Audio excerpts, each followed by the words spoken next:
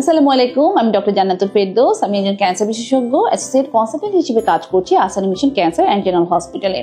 So আমার রোগীরা যখন আমার কাছে আসে কেমোথেরাপি নেওয়ার জন্য বা রেডিওথেরাপি নেওয়ার জন্য, তখন কিন্তু ম্যাক্সিমাম টাইমেই তাদের প্রধান কোয়েশ্চেন থাকে যে ম্যাডাম, আমি আমার রোগীদের খাবার ব্যাপারে কি করতে পারি, আমি কি কি খাবার তাদেরকে খাওয়াবো, কি কি খাওয়াবো না। সো ক্যান্সার রোগীর আসলে খাদ্যাভ্যাসটা খুবই গুরুত্বপূর্ণ একটি ব্যাপার। আমরা যখন রোগীকে ক্যান্সার রোগের চিকিৎসা দেই, যেমন কেমোথেরাপি দেই, তখন কিন্তু বডির মধ্যে বিভিন্ন ধরনের চেঞ্জ আসে। যে কেমোথেরাপিটা আমরা বডিতে শরীরে দিয়েছি, সেই কেমোথেরাপিটা কিন্তু ক্যান্সার রোগকে বা ক্যান্সারের যে কোষ আছে সেই কোষটাকে ধ্বংস করার পাশাপাশি শরীরের যে রক্তর মধ্যে বিভিন্ন ধরনের কণিকা থাকে, শ্বেত রক্ত কণিকা, অনুচক্রিকা, রেড ব্লাড সেল, এগুলোকেও কিন্তু কিছুটা অংশে ধ্বংস করে। যার কারণে কি হয়, আমাদের শরীরে রক্তের মধ্যে হিমোগ্লোবিন কমে যায়, হোয়াইট ব্লাড সেল কমে যেতে পারে, প্লাটলেট কমে যেতে পারে। তো দেখা যায় কি আলটিমেটলি রোগীর যখন শ্বেত রক্ত কণিকা কমে যাচ্ছে, তখন রোগীর শরীরের মধ্যে ইনফেকশন হওয়ার চান্সেস কিন্তু অনেক বেড়ে যায়। আবার দেখা যায় যে রক্তের পরিমাণ বা রেড ব্লাড সেল কমে যাওয়াতে রোগী রক্তশূন্যতায় ভুগতে পারে।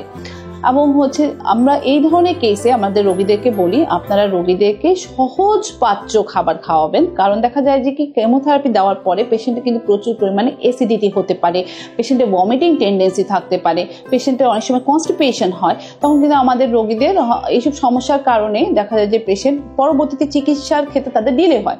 তাহলে আমরা যেটা করতে পারি, আমরা রোগীদেরকে খুবই সহজ পাচ্য, অর্থাৎ লেস কমপ্লিকেটেড, কম তেলযুক্ত, কম মশলাযুক্ত খাবার দাবার একদম প্রতি বেলায় পরিষ্কার করে ভালোভাবে ওয়েল কুক করে তাদেরকে খাওয়াবো।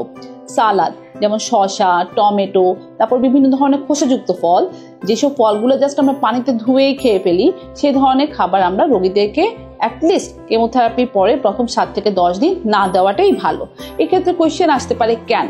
আসলে কেনর উত্তর হলো, দেখুন, আপনি যদি কোনো যারা স্বাভাবিক আমরা নিজেদেরকে সুস্থ দাবি করি, তো আমরা যখন এই ধরনের ফলমূল বা সালাদ খাই, একটা দুটো ব্যাকটেরিয়া যদি আমার শরীরের ভেতরে ঢুকে, তা আসলে খুব বেশি এফেক্ট করে না। কিন্তু ক্যান্সার রোগীর যেহেতু অলরেডি WBC বা হোয়াইট ব্লাড সেল কম, তার ইমিউনিটি কম, তখন কিন্তু তার শরীরে এইসব খোসাযুক্ত ফল বা সালাদ, টমেটো যেগুলো আমরা রান্না না করে খাচ্ছি তখন কিন্তু আমাদের বডির ভিতরে রোগীর বডির ভিতরে এই ব্যাকটেরিয়া বা ভাইরাস যদি চলে যায়, তার যেহেতু ইমিউনিটি কম, সে কি করতে পারবে না, তার বডিতে ইমিউনিটি কম থাকার কারণে তার ডায়রিয়া হয়ে যেতে পারে, তার জ্বর আসতে পারে। তো আলটিমেটলি কি হলো, রোগী খারাপ হয়ে যেতে পারে।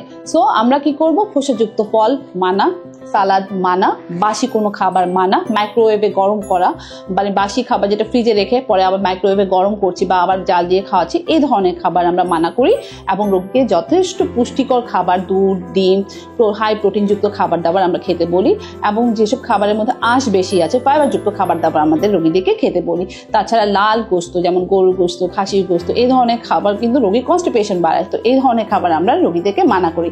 তো আশা করি আজকে এই আলোচনা থেকে কিছুটা হলেও আমার রোগীরা উপকৃত হবে। সবাই ভালো থাকুন, সুস্থ থাকুন। ধন্যবাদ।